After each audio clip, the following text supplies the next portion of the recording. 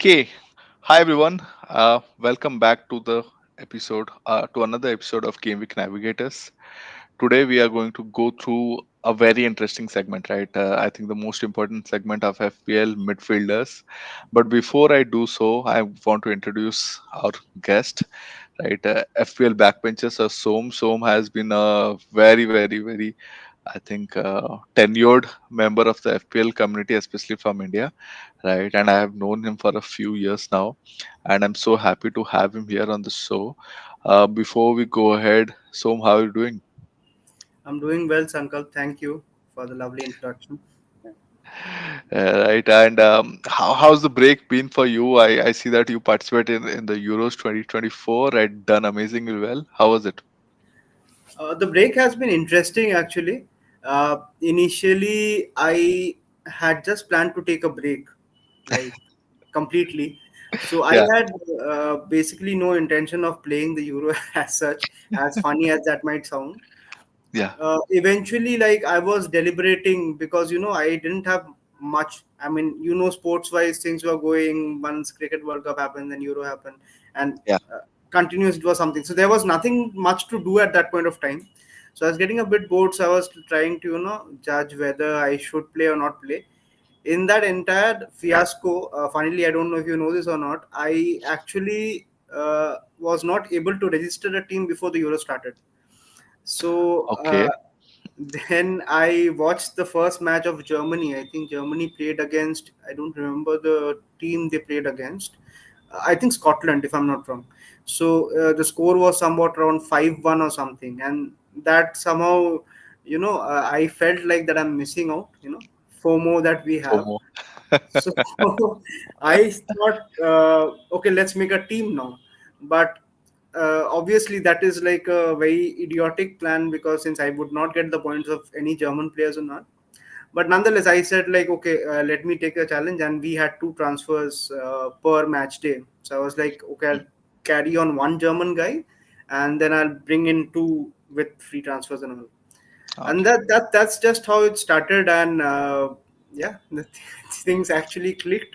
I honestly had no idea about Euros and particularly the national teams as such, which Yeah. was also reflected in my name. My team's name was absolutely no clue, which I actually did not have any clue, to be honest. Mm. But eventually, as I started watching the games, Yeah. things figured out, got a good start. And then I thought, like, see, I've been playing FPL. I think this would be my 15th season. So I am like grandfather age in FPL terms in that sense. So I have a lot of like not preconceived notion. I would say there's certain ways that I play the game and certain times that I use the chip and all. Yeah. So Yeah. I just felt like let me drop all my inhibitions or preconceived notions as to how to play this game and let me just play it on the merit of the match day. So initial plan was obviously to use the transfer, as I told you that I will use to transfer and get German players in.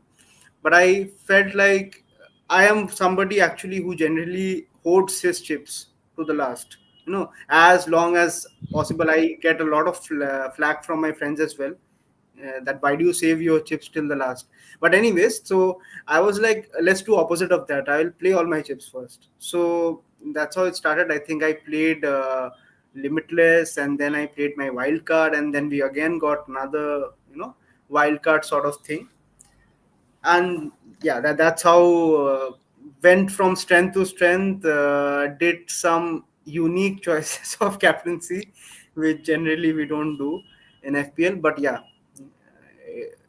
it just worked out. And then as I got, I was India number one, I think, pretty much by when the round of 16 or quarters started. And then the motivation was there. Like how high can I go? Because I was not playing in any competitive leagues as such. So my target was like get the as much high OR as possible. Once I was near, I remember at one point of time I was my OR was around 200. That's why I felt like there might be a chance. Let me go for it. Then I went up till at one point I was seventh in the world. So not 1 point, sorry. Before the final, I was seventh in the world. So yeah, that Slight drop to 12th then, right? finished at 12th. Yeah, Amazing, amazing. I mean, yeah, long top monologue I 12th, gave. right? For a person who's named himself, doesn't know much about Euros. You missed one match, but still, this is great, and I'm sure you will carry this confidence into the new FPL season now, right? That's the hope. Let's see. Awesome. And before we start, just want to announce that Soma has also joined, gladly joined the Game Week Navigators team, right? So we are so happy to have Soma as part of our team. So now we have Euros number one, Euros India number one, and India number two. Aditya was my other podmate, was India number two. So we have Yeah, two. congratulations to Aditya as well. Good Euro season. Yeah, yeah, amazing Euros for both of you. I took a break, right? So I'm happy I took a break. So we have number one and number two as part of the team, and I hope that you guys, carry that form on into the season as well, right? Hopefully, otherwise I will be thrown out of the pod. Just kidding. But midfielders have always been a very critical part of FPL, and I've been playing only for the last 5 or 6 seasons now. Mhm. So, and I think I started playing the season that Salah came into Liverpool, and that's from there on I've been playing the game, right? So, and I've seen slowly and slowly the importance of midfielders evolve, right? And this year with the change of BPS, etc., I think it might become way more critical, right? And the diversity of options. When I was working on the slide, I was amazed. The kind of opportunities we have in midfield. Absolutely. It feels like a great opportunity. At the same time, it can be a trap, right? You maybe stick to one guy and then the other guy, because there's so many quality guys, you're just sticking to one set of options, and the other set of options evolve, perform, right? So, without True. further delay, let's Mhm. go on to the next slide. Right, we have divided our entire pool of midfielders into three part. Right, one is the superstars, the Salahs, the Suns, the Sakas of the world, and the The Palmers, exciting obviously. bits, yeah, the Yeah, marquee. the very exciting weeks, the marquee signings, which everyone has to have at least one to begin with. Right.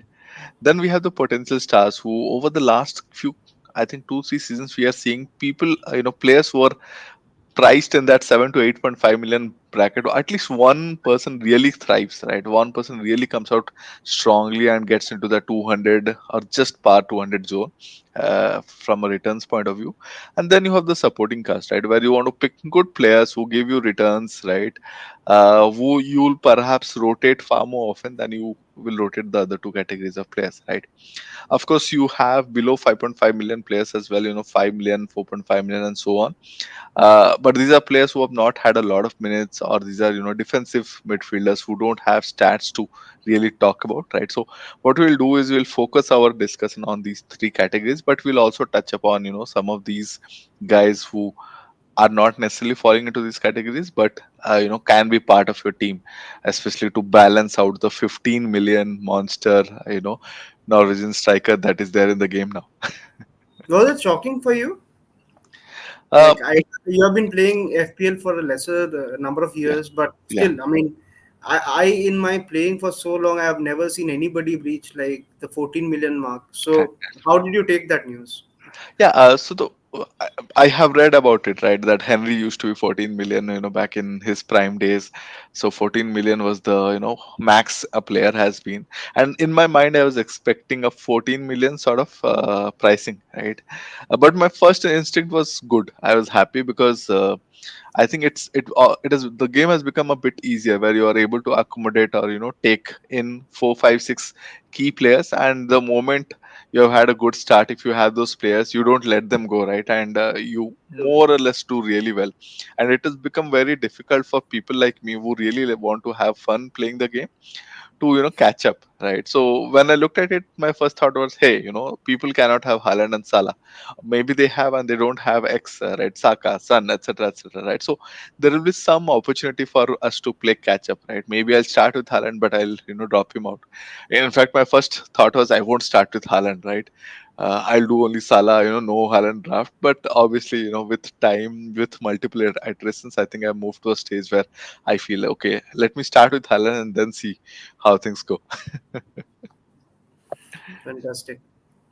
Perfect. So we'll move on to the first part. But before we do that, I just want to show people how the ownership structure is looking now.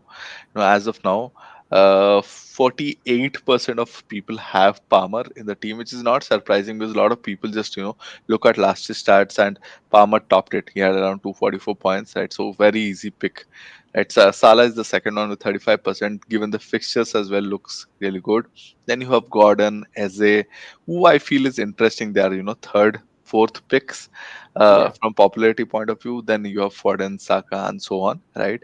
Interesting names that I found was Nkuku coming into the top 10. I mean, we understand his potential, but at the same time, I think given the price, he looks, really, really good punt to come in there. And even Eze, I thought Eze would be popular, but I didn't think he will be the, fourth most popular midfielders so far, right? I'm mhm. sure there'll be much more, many more managers joining in within the next 10 days, and then we'll get to see the real picture. But I think things are getting solidifying now, and we kind of get a trend, who's going to the most popularly picked, right? The second half is, the less popular picks, but still, standing out. Good to see Garnacho here, 11 million. 11% of managers are there have him. 6.5 million, which is I feel is fairly priced. Then you have defensive midfielders like Maino and Rodrigo. I understand Rodrigo, he's somehow been consistent, but Maino was interesting to see. There Then was you a have thing going on right after Euros. Like people were expecting that there might be some what we were getting. I think defensive clearance or chance creation. yeah, Something yeah, yeah, yeah. something was happening in Euros. I forgot. Correct, correct, correct. So yeah, everybody was expecting that, and then Rodrigo was becoming an interesting choice. Like Declan Rice and Rodrigo, they might get Yeah, yeah. ball recoveries. Yeah, I remember Perfect. now. Ball Yes, recovery. yes. I don't think it got added to BPS, but yeah, there were a lot of Yeah, rumors around it, right? but Then you surprising, have like good ownership for Rodri as well. yes, yes, and again, I think he was second or third highest, a third highest, right? Foden was second after Haaland, and then you had Rodri as the third most, point from that team. So makes sense, right? So good names throughout, Mhm. right? And there's been a decent amount of understanding of how teams are how the players are placed. If you look at fixtures, purely attacking fixtures, right? No relative density as such. Fulham standing out currently. No top teams in the first six for them, apart from United. But United last year did not, end up in the top five or four. Then I you have think Liverpool. Sorry. like Fulham have probably like the best set of opening four fixtures at least from what I see over here. Yeah. Like Le- undoubtedly, like their Le- fixtures are like really good. Leicester home, Ipswich away as a combination looks really good, and then you have West Ham at home as well, right? So, they have like three really really good I fixtures don't think back to back. United away. I It's mean, as sorry, bad. sorry to all the United fans, but like, I mean, see, firstly, I like to caveat this discussion entirely by saying that we are all doing guesswork over here because it's a Mm, completely brand new season, and whatever we are basing and whatever we are speaking, we are basing it on last season. So, I mean, even we, me and Sankalp, I think we are also trying to figure out and try to learn like what might be the optimum choice or the best choice through this spot. That is the whole idea about it because I understand Sankalp, even you have not finalized a draft as of yet, if I'm not wrong. yeah, Yeah. yeah, still So playing around. yeah, so I'm also still like tinkering along in my mind at least. I have not physically started. So yeah, so basis on that, I think United away might not be a bad fixture as per the defensive record that United had last season. So if I see it as a block of four fixtures, I think definitely Coming out Fulham well. is a very lucrative set of fixtures. Yeah, True. yeah. Then you have Liverpool, and everyone is talking about Liverpool fixtures. They start with Ipswich away. Salah is known for his game week one exploits, especially against relegation, just promoted teams. Sorry. And then you have Everton, Southampton, mixed teams. Then United are in, and then you have teams like Palace, Forest, and I think some of these names I understand now. As they're going into the top four, you have players like Morgan Gibbs, etc. in the top 20 odd names, right? So because the fixtures are also looking slightly convincing towards them, right? Towards the end, we'll find teams like Arsenal. Arsenal is there, the middle. City is there towards the end, and it's primarily because they are facing each other in the block of first six.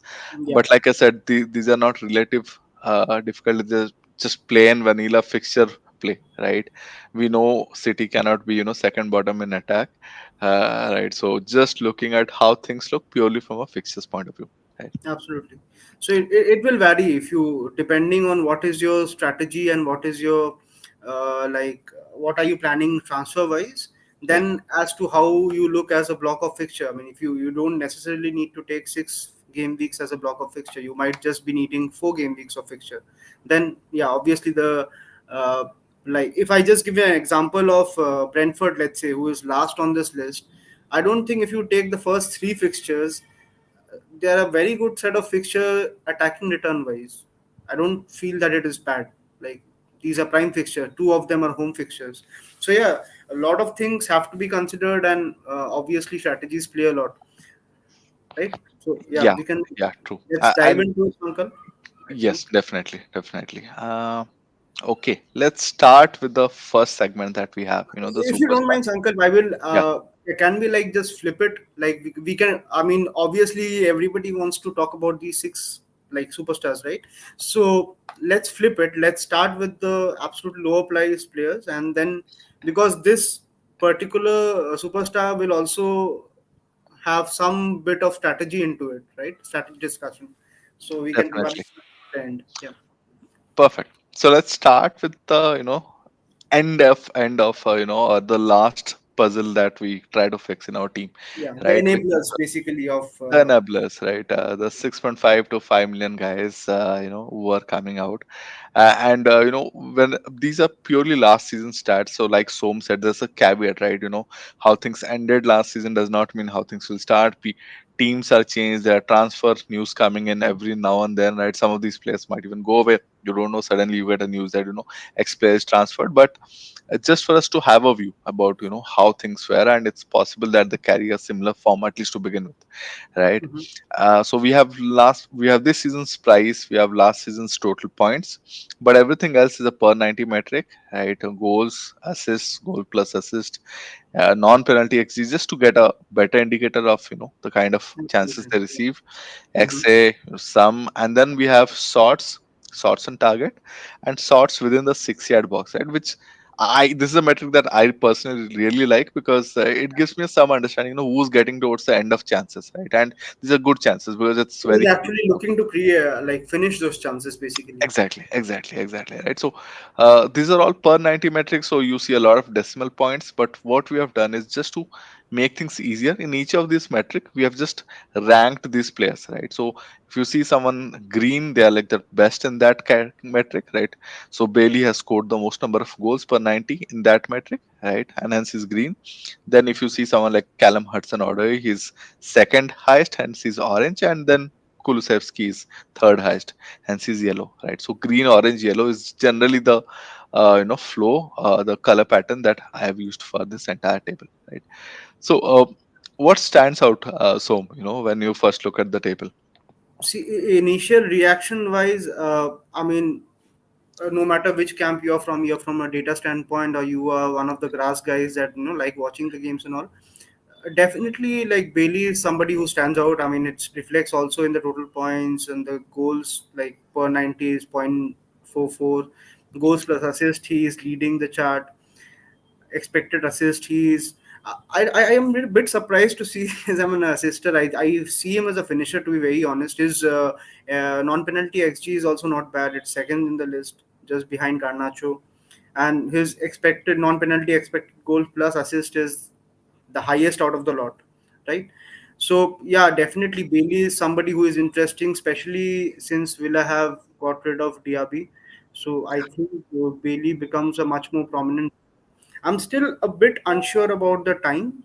Like, when I say time, like, the minutes Bailey gets, because Mm, there was a lot of case last season where he was subbed around the 65-70 minutes mark. yeah, Although that usually happened for Diaby or John Duran, both of whom are not there in the club anymore. So it'll be a bit interesting to see. I mean, like how Villa and Unai Emery generally starts. If I just look at these the block that you have made, Sankalp, I mean, I have to consider only these midfielders like this six.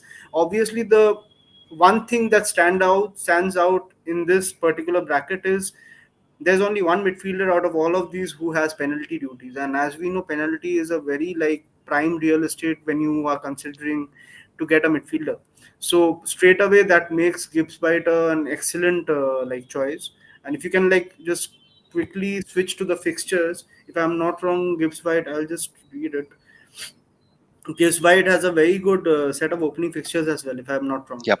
Yep. So Forest has Bournemouth home, Southampton away, Wolves home. Like these are the first three fixtures, which is, I mean, I feel brilliant attacking wise. Then it's Liverpool away. Liverpool again, if you have to go by last season's defensive records, they were decent, but they're not that kind of a team that you will find it hard to score against. You can score. Obviously, expected data wise, I think they were third in the list, if I'm not wrong. Yeah. But Yeah. yeah, they generally like there is goal to be had if you have a good attack or a decent attack in that sense. Then they have Brighton away, which Brighton, although like expected metrics wise, they were decent, I think, but still I would say it's a good fixture. And then Fulham at home. So as a block of six fixtures, I think uh, I Gibbs White really has a good set of fixtures. His like shots in the penalty area is, I think, the joint highest along with Garnacho, which also bites well for him. Yeah, I was very surprised with that. In my mind, whenever I see Nottingham Forest play, Mhm. he felt like more of a chance creator. Assistant. And he used to get a lot of assists as well. If you see the data, he's leading it for assists in among these set of players. I didn't expect him to end up a lot in the box, take up those opportunities. His Yeah. non-penalty X is not bad for a midfielder as well, right? So good number of shots as well, but within that box, that kind of number, it really stood out to me because and I've been, we engage so much within the community, right? We get a vibe as to where managers are looking to go. Gibbs White versus Callum Hudson order is a popular discussion because of the fixture play, like we discussed, right? And I think Callum Hudson Odoi ended last season really, really well. He has less minutes.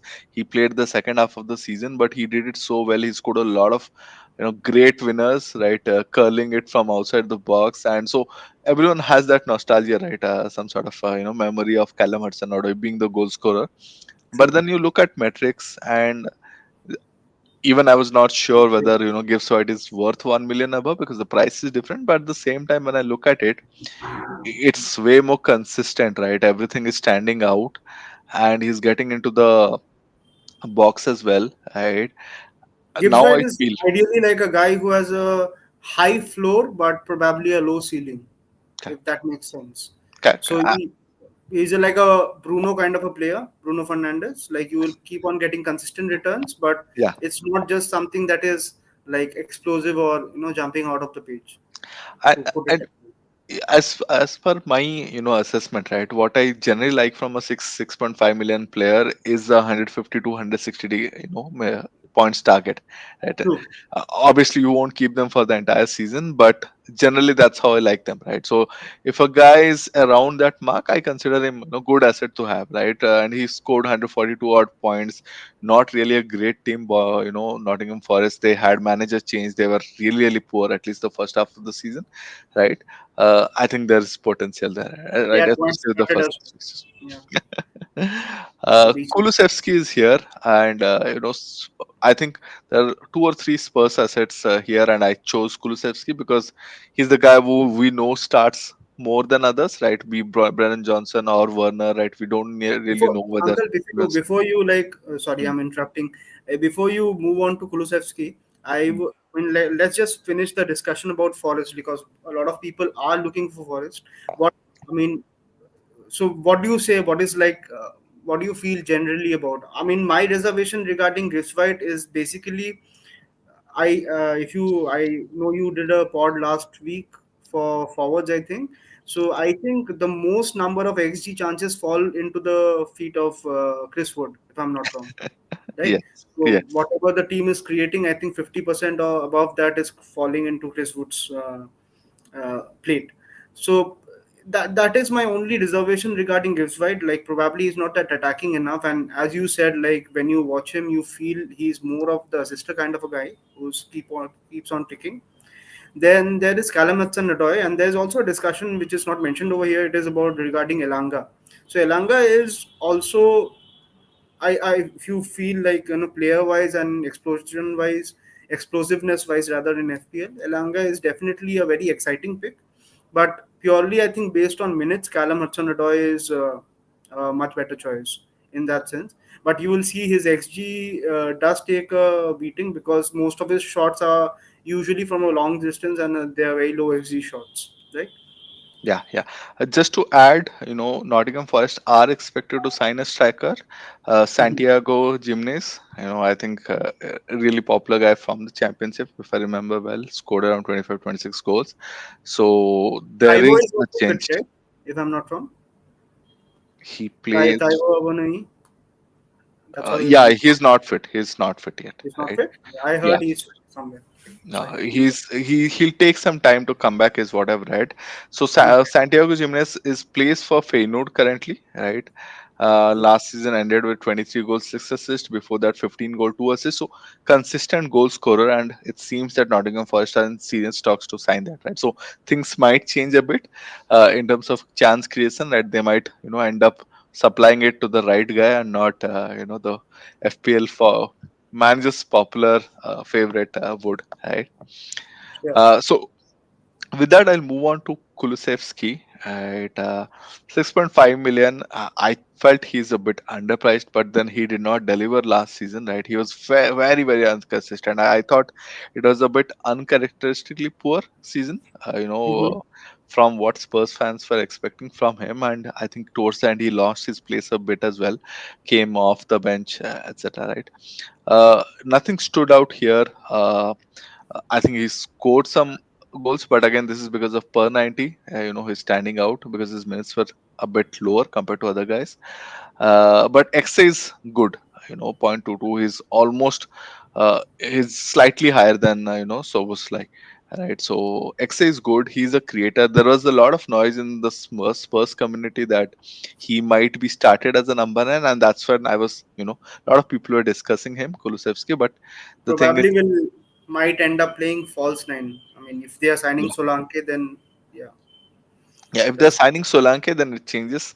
I then don't it think changes. Kulu starts, but it's a bit late for that signing, so you never know. Kulu might start a match or two as a Mhm. number 9, and then get moved out or back towards for number 10 position, right? Um, Garnacho was an interesting pick for me, primarily because in my mind, I always had a bias that Garnacho takes a lot of shots, lot of shots. He always goes out, when there's a pass, but he'll still take a shot. And the problem is not everything, is even a shot on target. That was always my bias, and I keep discussing it with some United fan friends of mine. And that really came out, he's head and shoulders ahead of everyone when it comes to shots, taken 3.5 per game, but the number of shots on targets is only 0.95. Again, He's it very stands trigger out. happy. Yeah, it stands out, but still, around 20-25%. And I remember most of it gets blocked actually. But still, he But takes a there is lot a of good difference, shots. like regarding Garnacho, there is a.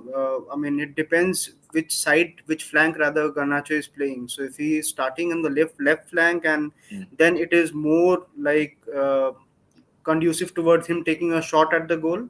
If he's starting on the right, which he sometimes does, then it is more conducive towards him trying to assist anybody who is making the late run into the box, be it Hoyland, be it Rashford, be it anybody in that sense. So probably I think that's why his and I think although it was not 50-50, but it was pretty evenly spread out in which wing he played last season. So that's why you see him touching all the bases in that sense. Like he's there as an assister as well. He's as a goal scorer as well.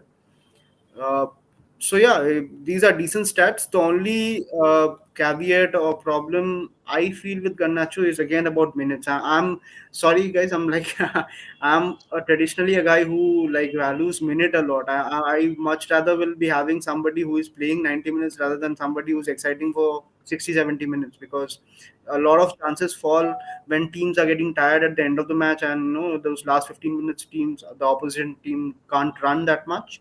So I would rather like my players to be on the field to optimize on that. And a like very uh, brilliant example of that is like Ryan Mbumo from last season. So he was a superstar to start off the season, and I remember I started with him. A lot of people did not, and most of his goal, like major, there was a good chunk of his goal that came after the 85th minute, right? Be it against any team, because he was making the late runs and he was scoring. So like the minutes a player is getting is very critical, and that's generally all that I look in preseason. It doesn't matter who is scoring, how many goals, which team is getting beat. The only thing to look at is basically who is consistently getting minutes and who has the highest number of, like, the best chance to start. That's all we are looking in preseason. So Garnacho, he had a long. I mean, I would be a bit wary because he also had Copa America as well, and they went all the way to the final. Yeah. So I let's. don't I don't remember seeing him in training. I don't think he's played any of the matches, right? Yeah. And seasons like this, right? Post Euro, post Copa season, you have to be bit careful who's your game week one starter, right? Because suddenly you will see that all your bench guys are off the bench, and if you're going heavy, you have Haaland plus Salah. You would Yeah. have taken some really weak bench guys, and you get those 1 pointer, 2 pointer, while others are getting starters, right? So very well put. I think Ahmad seems like really fan favorite now among the United fans who have forgotten what Garnacho did for them. But Ahmad is playing really really well in the preseason, and it seems like he's the likely starter at least for the first few weeks before the coach takes a call, But we'll depending get on to see Ahmad's that, form. right? We'll get a feel of it in the Community Shield. I mean, if Yeah, definitely. Ahmad is starting. I mean, since you brought up Ahmad, I think we should also mention Oscar Bob, who falls in the same category of 5 million midfielders, along with Morgan Rogers. So I was just saving this to whilst we finish this section. So these are the three midfielders. If you're looking for somebody cheaper than this price range, all of the three mentioned are 5 million. All of them are pretty exciting, but minutes are what is, we have to, luckily, since Community Shield will be played between City and United, so we get to see if Ahmad and Oscar Bob do get a start. If they get a start, I think there's a good chance they start game week one as well, because uh, team won't be having them just for the sake of it. Yeah. Yeah. Any thoughts on Oscar Bob? And I'll go to because both of us are Arsenal fans, right? I'll go to another player who's not there on this table, right? What are your first thoughts on Oscar Bob? See, Oscar Bob, I generally, whenever I have seen him play last season, he looks a decent buy, but I mean, I think the obsession is more about the fact that he is from City rather than he's a very attacking player. I mean, obviously he has not done anything till now to warrant. Like, we have some instances of what Morgan Rogers can do because he scored the goals and all. I'm not saying Oscar Bob did not do, but if he is definitely a regular starter, then yeah, it's almost a cheat code, because he'll be playing in the front three and you're getting somebody attacking for 5 million. uh, but I would be, I'll tread with caution regarding that, because in any case he's not priced that high that you'll miss out or you lose on the boat. It's a bit like how Palmer was last season. You get him at 5.3, even if he rises, it's not a very big issue. Ultimately, you're getting a starter. It's better to be cautious about it and see if he's starting and then getting him, rather than going blazing out of the gun and just going for him. And if he does not start, then that becomes an issue. Yeah, yeah, But yeah, he's a decent buy. I mean, he generally, whatever I've little seen, I don't have much data on him, but he attacks well, generally yeah. good assist as well. Good quality player is what I felt. I've seen him a bit on the preseason. Again, looks really, really talented, technically good. The kind of players that Pep really likes to play. Currently, might get a few chances. Depending on Foden, because I think Foden is just yet to return or just returned. I have not checked the recent, He hasn't news. played any, I think, preseason. Exactly, he He's also hasn't played back from any. Euro. Yeah. Exactly, right. So depending on that, he might get minutes, but long term they just have a lot of players, right? Grealish is looking to come back. Then you have Doku who's looking to come back, right? So a lot of competition is there. But with a 5 million, price, it's just a punt, right? So if he's a fifth midfielder at 5 million, I think it's doable. But it's just that, do you want to spend that extra 0.5 million, right? With that, we'll go to another player who's not there on the slide, Emily Smith Rowe, right? Just sold from Arsenal to Fulham. Fulham, we just saw, is top of the ticker currently, right? We don't have any data for the last two seasons. Arsenal fans If will you're remember. mentioning Smith Rowe, Yeah, I think we should also mention Andres Pereira because, uh, as far as we know, Andres Pereira is on penalties for Fulham. Both of them are 5.5 million. correct. Uh, if now the problem with that is we have to see what the chemistry arises and how that helps Andres Pereira in that sense. As of now, without any like on like historical data, if we look at last season and all, I think in probably the 5.5 million category, Pereira would be the best decision in that sense, considering everything. But yeah, Smithrow I feel is definitely someone to keep an eye out on I because had Pereira towards the end of last season. It was very, very painful. He okay, was he was out of form. He was subbed, I think, at least 2 to 3 times, by his coach before 60 minutes, right? In fact, we had Luke from Australia, a couple of episodes back. He's a Fulham fan, and he told me that there's a lot of noise that Pereira might be leaving the club as well. There's still some discussion, Willian Pereira, right? So there is some news that we are yet to see. But at the same time, purely knowing Smith Rowe, the kind of talent he is, the kind of player he is, right? 7 minutes into his debut now, he's already scored a goal. So the flame, the noise has gone up a bit. yeah, But the these are, flames will come back. 5.5 million. You are going to have to make a punt, right? It's just that whether do you want the surety of things, or do you want a high potential, guy who, if clicks, you're just ahead of the game, right? Because especially this season, with the number of transfers you can save, if you are ahead of the game, it really, really, really will help you. And I think it's an interesting pick, given the fact that it's a fixture ticker.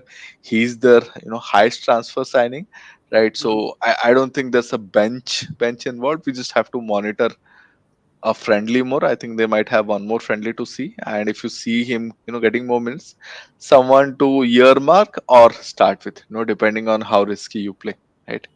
Absolutely. Yeah.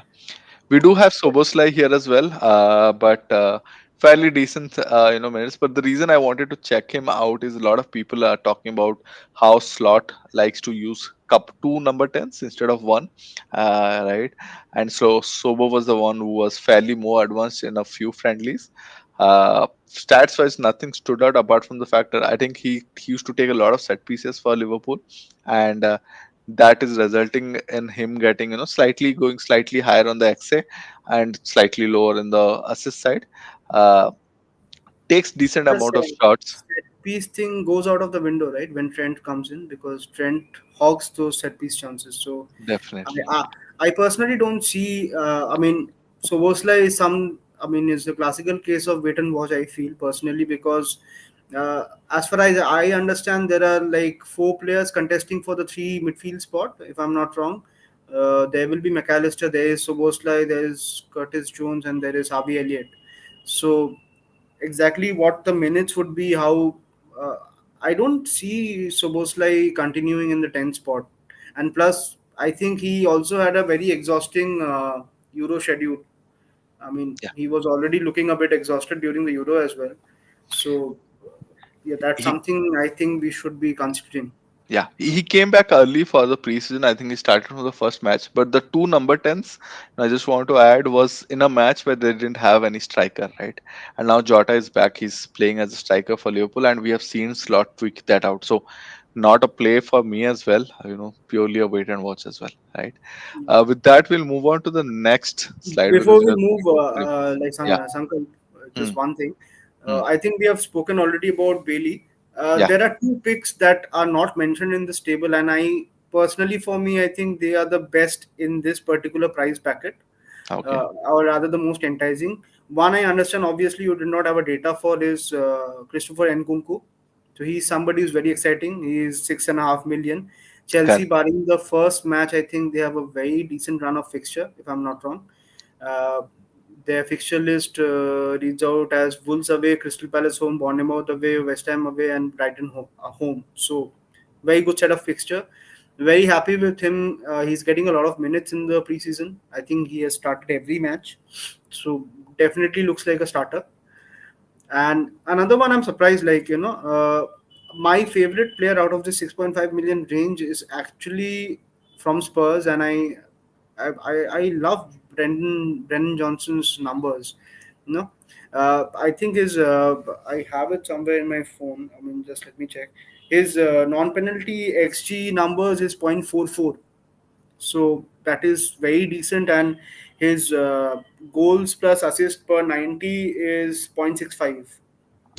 And Yeah. Spurs do have a very good start set of starting fixtures. So, I mean, definitely I will consider him over Kulu if that is the case. Yeah. The He only is a thing was definite starter. minutes. Uh, uh, Last season he played as a striker for them for some of the matches, and I think he Yeah, got a true, good true, deal of true. opportunities. I even had him for some of the matches till the last fixtures. I think I took him out. Uh, Punty, right? Punty. But yeah, we have to see out how the minutes went.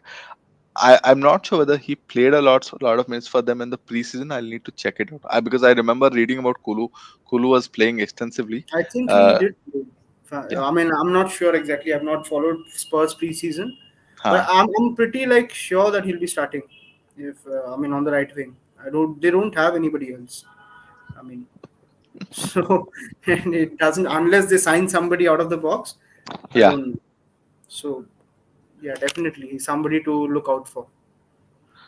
Sure, Perfect. we can move on to the potential star segment of it. Yes. Yes. One second. Let me just reshare my screen. I think it's not sharing. Sure. Meanwhile, I mean, the potential star segment is basically divided into two halves. Personally, I look at it. So there Yeah. are two players like Odegaard and Bruno who are in a 8.5 category. I think they are the only two midfielders in the game who are priced at 8.5.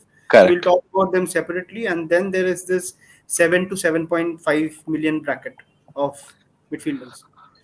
So let's talk about the 7 to 7.5 million midfielders, if that's okay with you. So let's start with I think the fan favorite. We're speaking about Eze, was I think the fourth most picked midfielder currently, and Yeah. Gordon is the third most picked. Right. So Eze being has become a very enticing pick for a lot of FPL managers, primarily because of how Palace ended under the new coach. Mhm. Last 7-8 weeks they were really good, and Eze and Olise were turning it up. Of course, Olise has now left. He's joined Bayern Munich, so Eze is left alone, but he's got a new, I think, peer at 6 million price. I forgot the name of the player. I think his Interesting name player. is Kamada. I'm from.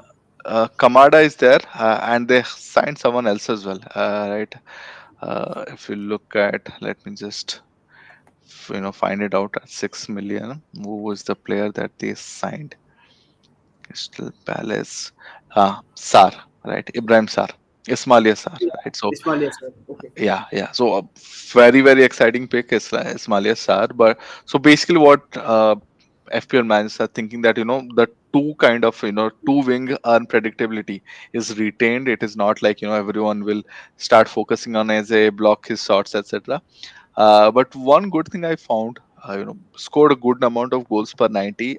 He was again on and off a bit. Then on top of that, his non-penalty X is decent high. I didn't expect it to be that high because he takes a lot of shots outside the box.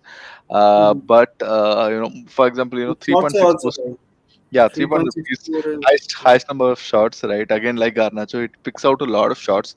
Very little from inside the 6 yard box, right? But still fairly decent, almost top of, the number of shots on target, right? In this entire segment. He's still closing on to someone like Zota. Zota plays as a striker, and he still manages to put those shots on target, right? So good quality shots for sure, and that has resulted in him scoring a good amount of goals. I think he's on. again, it's like a byproduct. I mean, if you again see this particular table, I mean, in this particular range from 7 to 7.5 million, the only two players that I see that do take penalty is one is Eze and second is potentially Embuemo, depending on what happens with either Bruno. Ivan Toni, right? Yeah, yeah, Yeah. true. So penalty plays a huge factor. I mean, Eze is the designated penalty taker. Even I mean, Mateta is not taking them, and yeah, there's just like the chemistry issue probably, wherein when Eze Olise started last season, I think one or the other definitely scored or assisted in that particular game. So that how Olise leaving for Bayern will affect is something to be looked forward. But I think undoubtedly it is very easy to say like he is the best 7 million midfielder in the game. Like that is there is no doubt about that. So I don't think there's much to speak about Eze in that sense. I don't know. He should be making a cut in your team, considering if you are going for Haaland and Salah. I mean, yeah, definitely he's one of the prime choices that you should be getting because you're getting a penalty taker for 7 million, and Crystal Palace has a good manager. They're Yeah. making good signings, right? I mean, and so yeah, everything like aligns. I totally expect like Crystal Palace to have a good like top half finish. So yeah, considering They played well in a very short period of time. The manager changed the playing style, made them absolutely way more attacking. Right, they looked really, really structured. The defense looked good as well.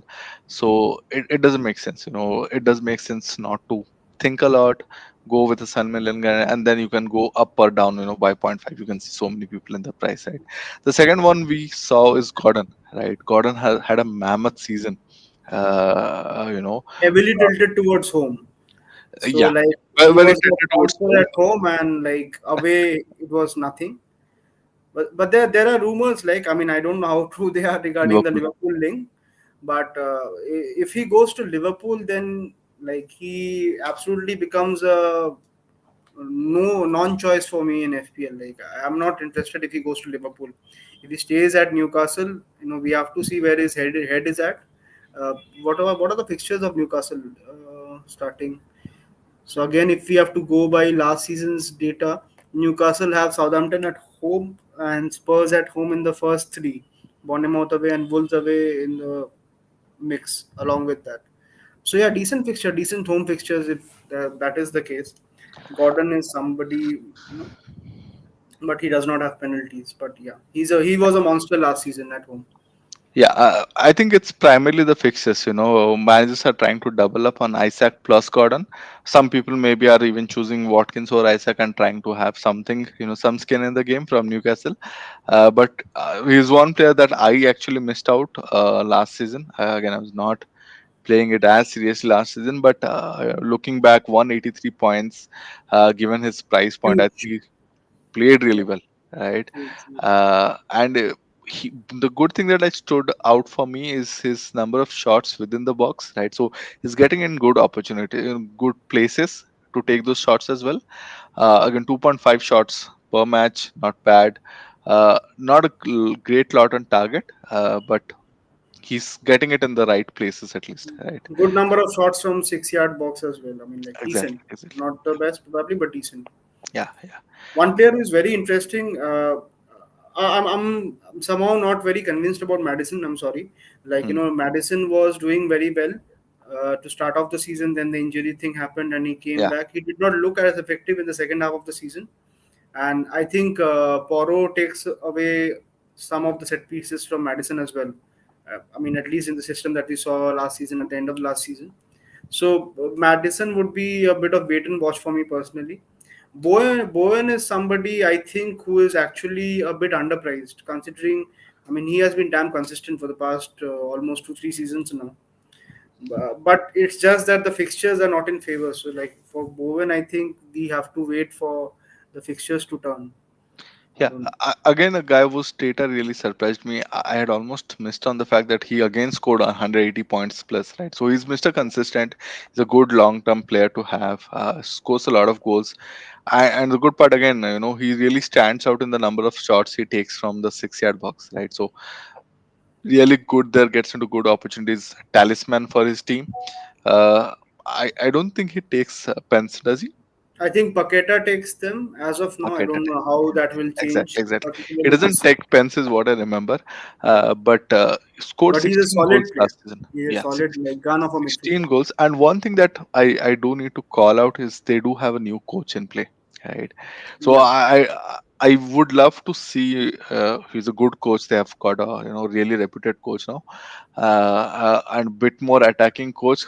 Look at Bowen. He scored 16 goals. They were playing under Moyes. Right? They were defending a Plus, they hell have lot of signed. time. I think they have signed Somerville. They have signed Fulcrook. So Exactly, the exactly. entire dynamic of the team. They already had Kudus and Paqueta. So it will be Yeah. interesting to see how they start off. I will not be advising personally to start off with any West Ham players, but yeah, definite watch. Like Bowen, Yeah, he will be in I, our teams.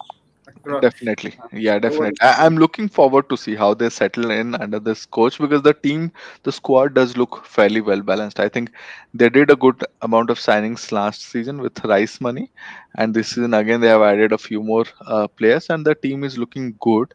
So you might have that singularity taken away. Most of the time West Ham used to depend only on Bowen to score goals. That might change. You have multiple players coming in and chipping in with points, or the whole floor of West Ham increases, goes up, and Bowen benefits from that. Something to see, right? True. One player who Jota, really, really I don't stands out. think I don't think Yes, we need to speak much about Jota because you don't want to Jota speak. is somebody I think he's been like every podcast I do. I mean everybody is aware about the potential of Jota. It's just about minutes. I mean if Yes, he's starting, if he's the Liverpool striker of choice, I mean yeah. starting the season, I think we'll all be jumping on him. We'll find one way or the other to get Jota. So far, So the other two have not played any matches. Right? Is Jota in in a possible squad in your mind? Not yet, because I mean, unfortunately, Liverpool does not participate in. I would have loved if they would have paid the Community Shield, to be honest, but Hmm. I mean that is not happening. So I have to go by whatever they do in the last pre-season friendly, whatever they have, and then it's all about a educated, like punt, if you say. They have two matches on the same day. I heard somewhere. So basically, they are expected to play a first exercise somewhere and a not so first exercise somewhere. Right. So we'll get some hints around it. But I think Mhm. Jota does start because he's the guy who's fit. He's already come back into training, had a proper full preseason. The coach has not seen Darwin and Gakpo yet. In my mind, he's starting, and he's the guy I'm debating with Gordon currently in my mind. Where do I go? Do I want to double up on Newcastle, or do I want to have a Liverpool cover if I don't have Salah, If right? Jota So starts, Jota's, I mean, certain metrics are they are like Salah level. I mean, stats wise at least. So, I mean, if he's starting, then there is no question. I mean, definitely have to go for Jota.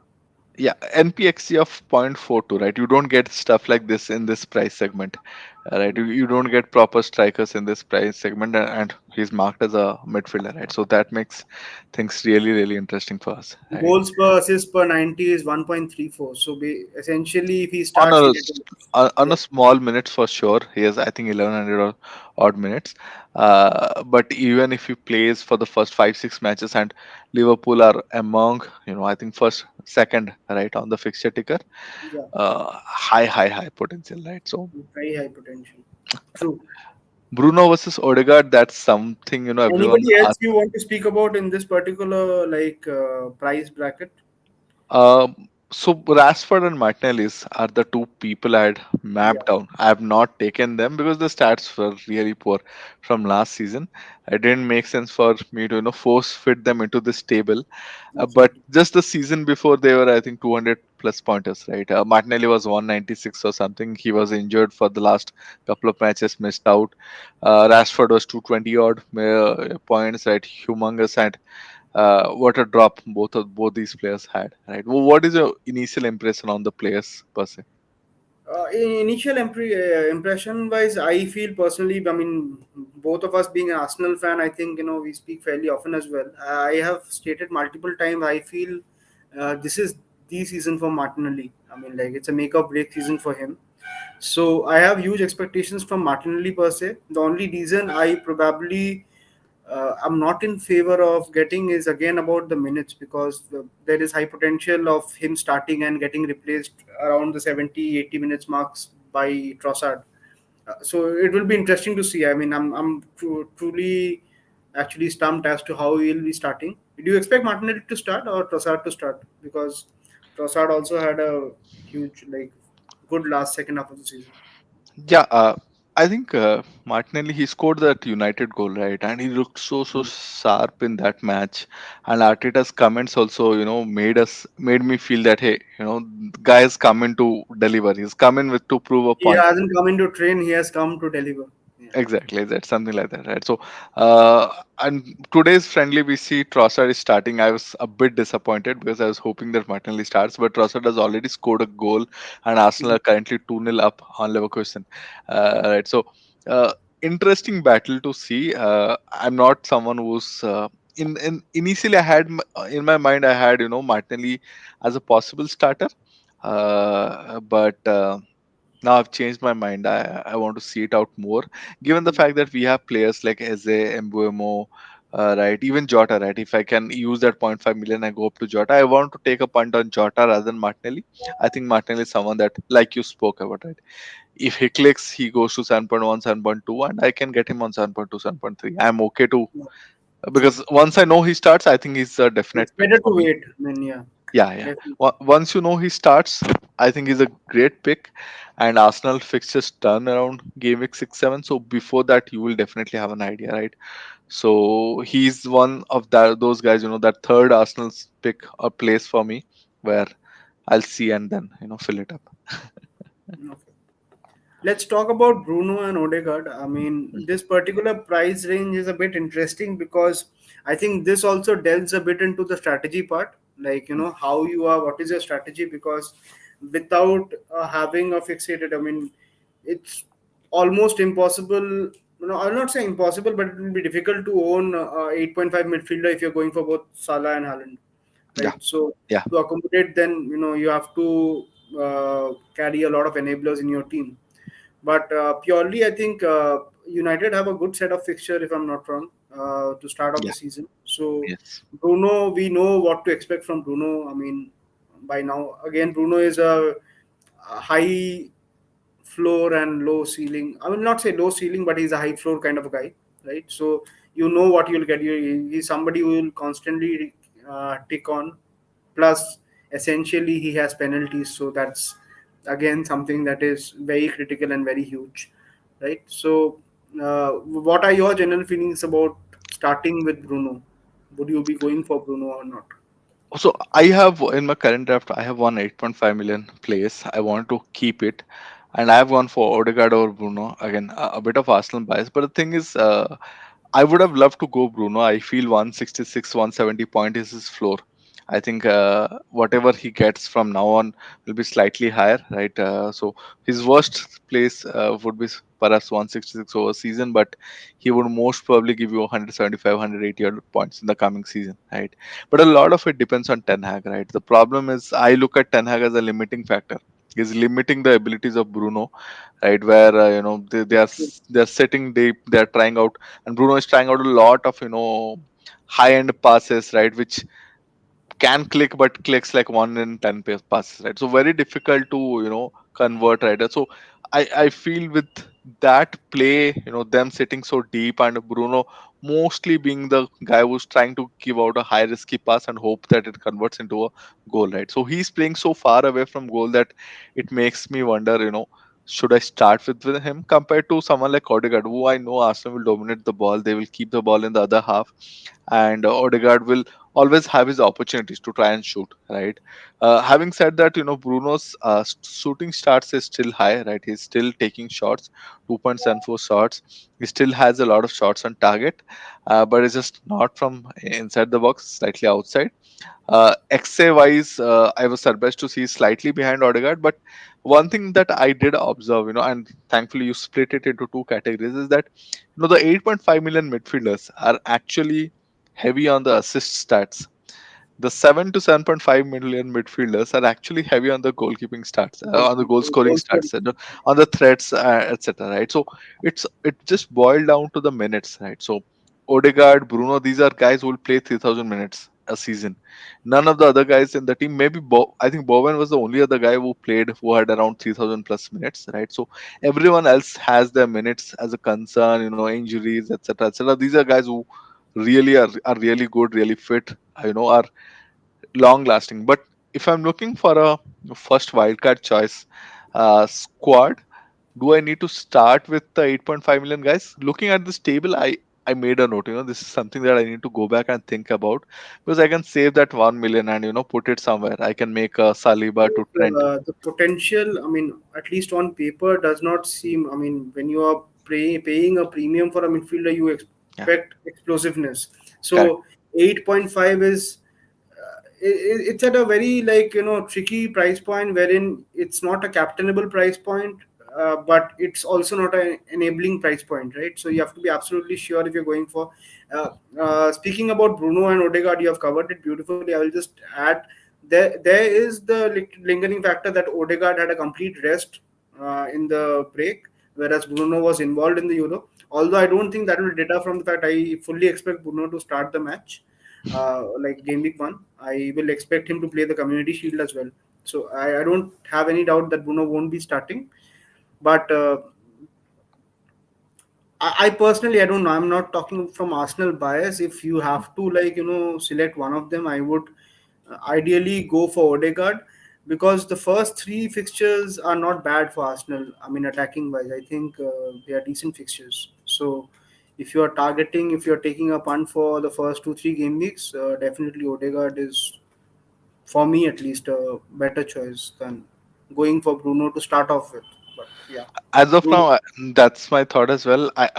What I want to do is what I like to do at the start of the season always is punt on good teams and not necessarily always on fixtures, right? So I like to keep my team heavy on Arsenal, City, Liverpool, right? And then slowly see which are those enabling teams, which are the teams which are coming up and have good fixtures, right? So that's the reason I feel more comfortable starting with Odegaard than a Bruno, because I feel Bruno, the question marks on the United team, maybe they'll do really well, maybe they won't.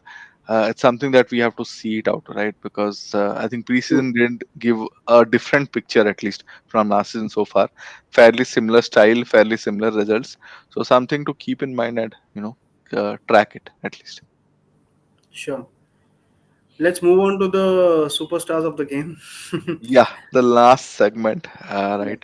We're just over an hour mark, so we'll try and keep it shorter. But this is, the sure. most critical part of the selection as well, right? So, of this entire list, do you think we can have two players or one player? What is your initial thought? See, it essentially boils down to, again, as I say, strategy, right? Because if you see the fixtures, it eventually actually even boils down to your captaincy choices. So if you are captaining, you're somebody Salah, if I see the fixture, he has Ipswich away, Brentford home, United away, who he does well traditionally against, then Yeah, Forest at home, Bournemouth at home, Wolves away. So I see at least like 4 captainable fixtures for Salah in this particular entire run, at least. So that kind of makes the second midfielder moot. It only makes sense if probably you're not going for Haaland. If that is the case, though, as I said, this is a very strategy-driven discussion. Like these correct. particular midfielders, because Okay. I have tried. Honestly, it's almost like impossible to have another one of these midfielder along with Haaland and Salah. I think out of these 6 midfielders, we can although KDB had an excellent return. I mean, I think he played 15 games, he had 14 returns, or rather 15 starts, 14 returns. I think KDB would be a watch for me. I don't think he has the same potential as the other five guys in this particular bracket, because one, he is aging. Although Pep has come out and said that he will not be going to Saudi, then again, still I feel his minutes might be rotated. But again, if he's starting, definitely, I mean, his stats are probably better than Foden's as well, if I'm not wrong. Certain I things. saw him in his new hairstyle. He looks younger. Pep called him Pep Light or something, but he looked a lot like Haaland, in his new hairstyle for me. I like, okay, let's just see. You never know players of his quality, right? He's so pissed coming after Euros, right? Every time he goes to play for Belgium, I think he comes back really, really pissed, really angry. He does look fit for me, He but was pissed at the reporter who asked him, like, the golden generation of Belgium is wasted, and he asked, like, yeah, what yeah. is So you never know with these players, right? What irks them, what puts a motivation, fire what in that. motivates them is. Exactly, right. He does look fit, but a good thing about City is at least we have a Community Shield match to, point to refer to. I don't think Foden will start this season. First two matches. I have a feeling that he'll take his time. He was thoroughly involved in the Euros as well, and he had a really Went up till the grueling. final as well, yeah. True. Exactly, and he had a really grueling season because unlike KDB, I think he played a lot of minutes last season. He was almost a star for the City, right? He scored a lot of crucial goals. So I think Pep will give him a rest. Over a season, I really like Foden as an option now. I Over think, the season, I think he will become eventually a permanent fixture in our teams. yeah, But yeah, as of now, I although it does not matter, I would like to add, like, he did not particularly, if you say, the it factor, or like whatever the feel factor, he did not end the Euros as confidently as probably he started, because yeah, he was criticized a lot during the Euros for his performance and his contribution, and he did not. So yeah, Pep, fair point. I think Pep would want to give him a rest, although, and he has also not started any uh, preseason friendlies till now, if I'm not wrong. yeah, I would generally avoid KDB also for the same reason. He also had a grueling Euro, although I do see him getting minute, and Foden missing out is what makes me think probably Pep will start with Oscar Bob.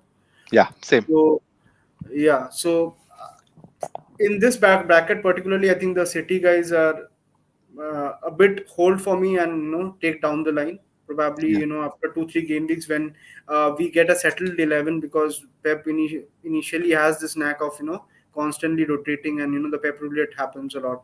So once we This get the is settled, like, this starting is 11. the reason for me. Haaland is becoming a bit more undroppable. Where two other guys are not playing. Yeah, of course, who will create the chances, but Pep finds a way. He creates a system to create those chances, and that's why I find it a bit more difficult to go without Haaland because fully Foden will rested not be started. fully Fully rested rested, and fully rested. yeah, Exactly, so he'll be raring to ready go. to go. Yeah. Yeah, yeah. And in our last pod, we are looking at the chances that he received last season and compared it to season before. He was getting better chances last season. It's just that he didn't convert it. Right, everything, number of shots he took from inside the box, everything was up We high. were having, He's, like, he was having a bad season, but actually, the stats suggest something else. yeah, And similarly, I mean, if you look for Salah, we have, like, had the feeling that he was having a down season, but if you see, his numbers are, like, right up there. So exactly, very. exactly. I was very surprised to see him because I thought last season he played wide a lot, Salah, right? Klopp tried out a few things, and Salah was not happy. Towards the end, I think they had a very stressful, end of the season last year. But if you look at the number of shots he's taken, his NPXG, his shots on target, his 60-yard box shots, and he's still leading it. I don't know how he is still doing it, but he's still doing it. Right? So. Salah looks, very, very different. Obviously, in the preseason, he looks leaner, hungry. I think he played really well against Arsenal, scored a typical Salah goal. If you put him in, he's just going to go out and finish it. But at the same time, the only con I have is, Slot and his system, right? My few observations of Slot and his system was generally, I think Salah will hold more width than he did even last season. The Is it? only that's what I I felt, did not. I looking. did not know that. looking at three matches now for Liverpool, he wants his wingers wide, similar to Arteta, right? Like how Saka stays really, really wide, is similar. And you have a lot of underlaps from the, fullback. So Conor Bradley was playing the fullback. He used to play, come in a lot, which meant that Salah had to stay wide. But the good thing that I thought was they are also trying out a lot of early balls towards Salah as well as the other, winger. So there's one pro, that's one con for sure. It's just that when they go in the first match, what do I expect? Do I expect Ipswich to come out, press them, and really fight it out, or do I expect Ipswich to sit back? That's what decides the first game week captain for me, and that's where you decide, right? Do you want to have Salah for all? If you want to start with Salah, it's basically because the first game week looks really enticing. But I have feeling that it might not be as enticing as it looks. If Ipswich decide to sit back, the stats, it feels more like a Jota kind of a match than a Salah kind of a match. Then the entire table turns, right? I don't remember which pod. I think probably I was listening in the wire or somewhere where they were mentioning like, there was an Ipswich fan or correspondent who had come over there, and Hmm. he was mentioning like Ipswich, to play Ipswich at your own home is a better fixture than playing Ipswich away. So I mean they are like bit of like Burnley. Luton Town kindish of Oh. last season, Hmm. right? I was thinking of Burnley because Burnley did something similar, right? They kept on attacking, they kept on pressing, and there were so many loopholes that everyone kept exploiting. The only thing in my mind is that McKenna seems he has way more experience than Company as a coach, right? He's been as assistant coach in the Premier League, so I feel that he'll be a bit more cautious. But Cautious. we have to wait and watch. Huh? That's what I'm feeling. Right? I mean, experienced coach, it would be suicide. Just going out But still, for the like sake. they will be having to adjust to the Premier League and the first matches against Hundred Liverpool. percent, So, hundred no percent. discrediting that. Mm. Definitely, I mean, he's a standout choice. Salah, we don't Yeah, need to talk much about Salah.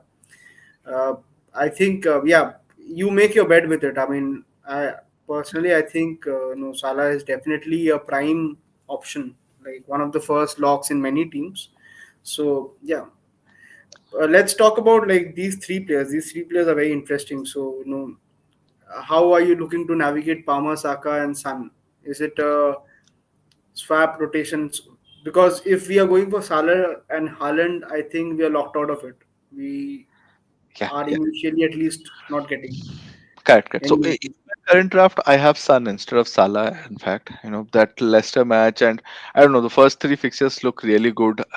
Again, he has had a good preseason, played a lot of minutes, right?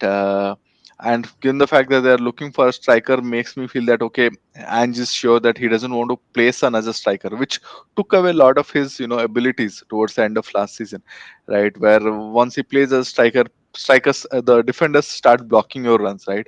When he goes wide and starts coming in, it's his strength. That's where he does well. So Is it like, I mean, is it just like a punt, or there's like some solid reason? Like, if you're going against Salah, like that is something that we should be discussing.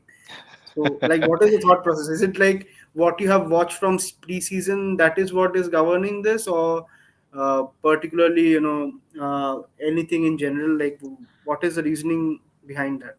So, like we were discussing, right? Where do you go in that price segment, right? So you have Salah, Palmer, Saka, Son.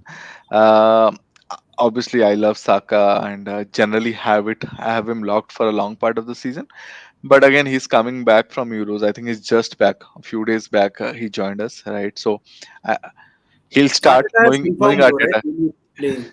He'll be playing the first game week, yeah. So Exactly, Arteta has confirmed. Knowing Arteta, he starts for sure. Right, but at the same time, I think I remember the last time he came back from Euros, he started slow. Arteta definitely played him, but he started slow, right? So Palmer, I just have a bad feeling about Palmer in general. I know, but given the price segment they have picked him, I don't think he's a bad player. I just feel they have pushed him too high, and I like the comfort of having Nkuku in my team. 6.5 million. He's playing as a number nine. His coach is very happy with him. Most of his players are trying to feed him in, and Chelsea are not a team where you go to twice the attack, right? yet. Maybe sometime they will be, right? So, Yeah. and Kuku gives me a comfort factor. So Palmer is out of the picture, right? So But just looking Nkunku at the is unproven. Like he's not proven yet at the Premier League. Palmer, you correct. do understand the price rise. He was the highest I mean, like point scorer in the game, Yes. despite starting after game week 7. He has penalties. He has all the set pieces. So yeah, Yep. he does make sense. I understand completely. Yeah. Probably I But too expected him many at the penalties, similar right? range as Saka. Yeah. Too many penalties, right? So, Yeah. and also I feel like the Enjo's system, right, will be different in nature compared to Pochettino's system. Pochettino's system was a lot about putting Palmer into the best places. That's it, right? They couldn't figure out the attack last season. I feel Mariska will be different. Where he'll create a lot more opportunities, and Mm-hmm. the fact that and Cook is settled in the system already compared to Palmer coming in and trying to settle in the new system acts as a plus for me. But purely why Sun is looking at the fixtures, right? You are a tenured FPL manager, right? How many times have you seen Spurs going Leicester away and Son and Kane, really thrash them? I've seen so many matches score 4-0, 5-0, 5-2, those kind of fixtures, right? So that's there in my mind that, these are the kind of games that generally Sun, thrives I off. have high expectation for Sun because Sun is kind of a player who generally has an on season and then an off season and then an on season and then an off Exactly. season. So Exactly, yeah, exactly. so he's like very wavy And in he that sense. ended last season with 213 points. It's not like he had an off season, but still you have a feeling that, even in my mind, there's a feeling that, he was not great last season, right? And primarily, I think because of how the season ended and because of that idiotic miss against Manchester City, you have a feeling that he was piss poor last season. But I have a good feeling about Sun, and I feel like he's playing in a system which is far more settled, compared to a slot Salah relationship, which we are yet to figure out. I feel Ange Sun relationship is way more settled. Ange understands Sun and his strength, right? And the fixtures are again Leicester away, Everton at home, Newcastle away, and I'm not looking at him as a long-term, 6-week player. I'm looking at him as a placeholder for a Saka, for a Palmer, for a maybe a bit more downgraded player, right? So for me, he's a guy who I'm putting him in place, and I'm saying, okay, let me. I think the first three fixtures I'll happily play him, and then I will see how he performs, how good he is, where he is, and depending on that, I will take a call as to where do I want to go. I generally, I generally want to go to Saka, but I think it makes sense for me to not jump on Saka at the start of the season. Rather, see it out and then take a call. What is the best time to go to Saka? And maybe Saka is not the player to go to. Maybe KDB will look really, really fit, and I jump on KDB, or maybe Foden will be back. But then you want to go to Foden, right? So I want to keep my options open, and that's why I want to have one player there. Haaland plus Salah really kills it for me. So I have gone Haaland. What You make happens the if bet. Salah scores a hat trick game week 1? I have to hope that Haaland scores a hat trick game week two, right? It's only game week two, which because you have to make your bed, right? So I have made my bed there. I hope Sun scores a brace against Leicester, right? And I will still feel decent as long as Haaland also scores a brace as my captain. But You agree? the idea in my mind was initially I had Salah plus a 4.5 million guy.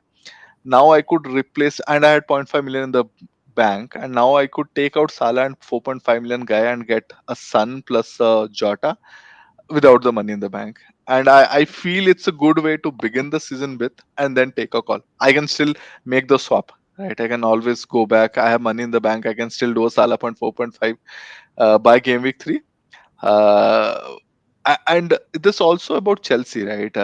I'm not sure how much you have been watching Chelsea, but they've been playing with a really, really high line over the entire preseason. And in fact, Mariska spoke about this early morning today. He's like, this is the after effect of last season. He didn't name Pochettino, but that's what he said. They are unable to defend. We have to figure it out. I don't feel it's a bad match for Haaland at all.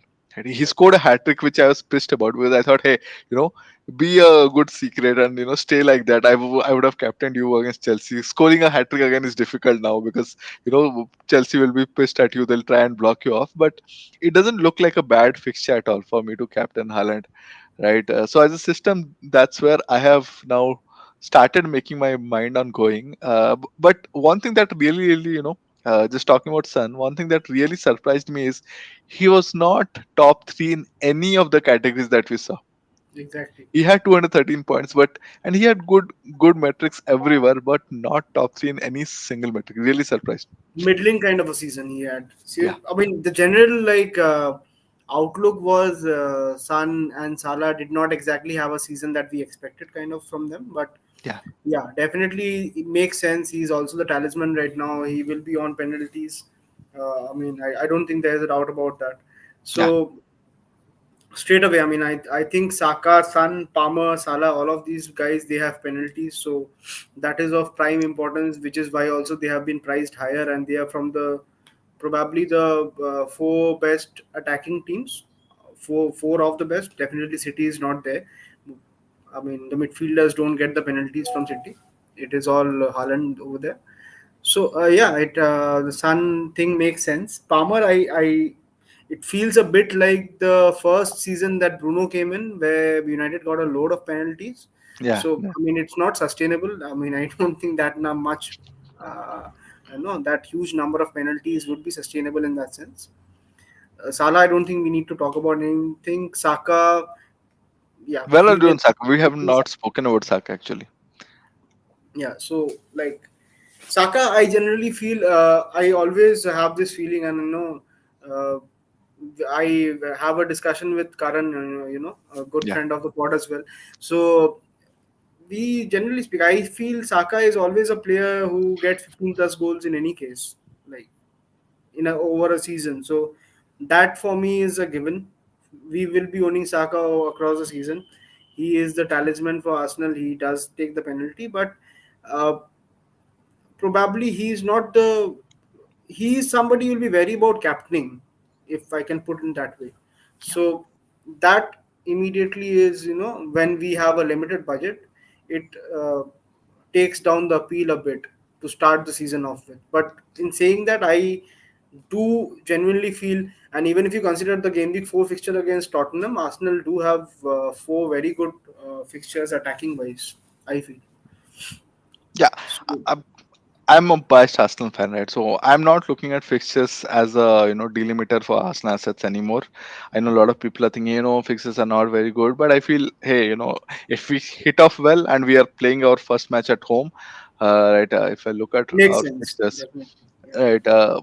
Arsenal Wolves at home, right? You always get good feelings about this match, Wolves at home. And if we start hitting it out of the park, and next up is Villa, I feel like we have a lot of revenge to be taken against Villa. And this team generally takes its revenge well. I've seen, sometimes if they lose to a team, they come back and defeat that and then dance Make on it, sure right? that we beat that team. Yeah. So Exactly, right. So uh, that gives me a good feeling about Arsenal overall. Saka, like you said, he's not as captainable as some others, right? I think I captained Palmer as well last season. I don't think I captained Saka as much, right?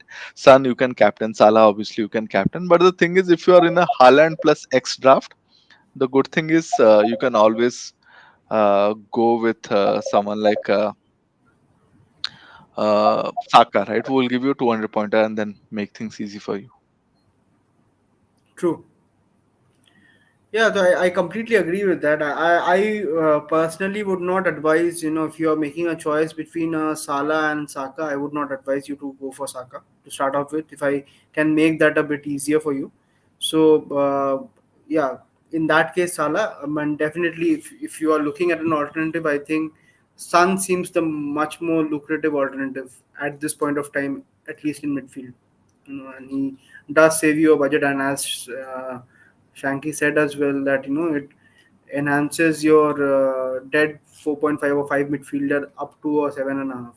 Interesting about 5 midfielder, I just got a message from one of my United friends. So I did not see his message while during the pod.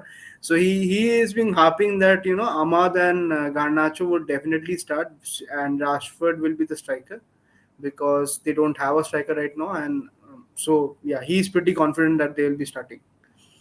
So Interesting. let's see. We will get to see that in the Community Shield as it is. Talking about Arsenal, we are 3-0 up against Leverkusen now.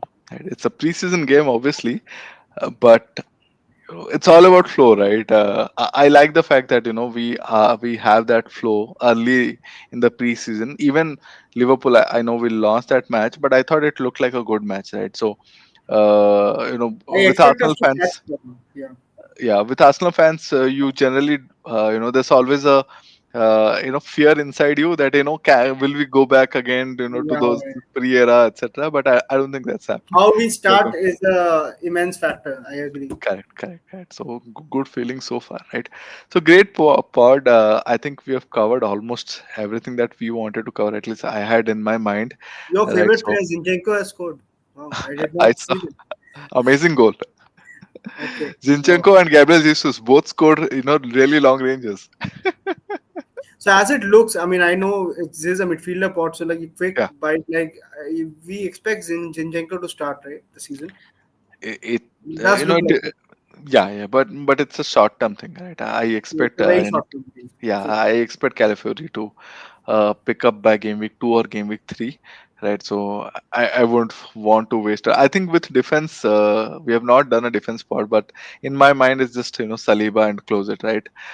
Though I feel Gabriel will also be there, but it just makes sense to avoid any kind of when you're starting your season, you want to go for a solid defender. Saliba will get his starts, he'll get his minutes, he'll play all of them as long as he's fit. So just close it there. Generally, another point about Arsenal, since we are talking about Saka and Odegaard and everybody, so Yeah, there is an interesting thing right now, at least what we have seen from preseason. So Gabriel Jesus has been getting a lot of starts, right? So how we accommodate that along with Kai Havertz or whoever is coming into the midfield, if Kai will be starting as a forward or he'll be playing as a left eight that he's playing right now. So I think generally that is something that probably needs to be accounted for if you are moving for an Arsenal asset, to probably decide the best asset. yeah. Otherwise, you can This take is a the punt. reason while I don't have Saka in my squad, I have Odegaard because I want to have Arsenal attack cover. I feel like we'll score goals, so I want True, to true. have someone there.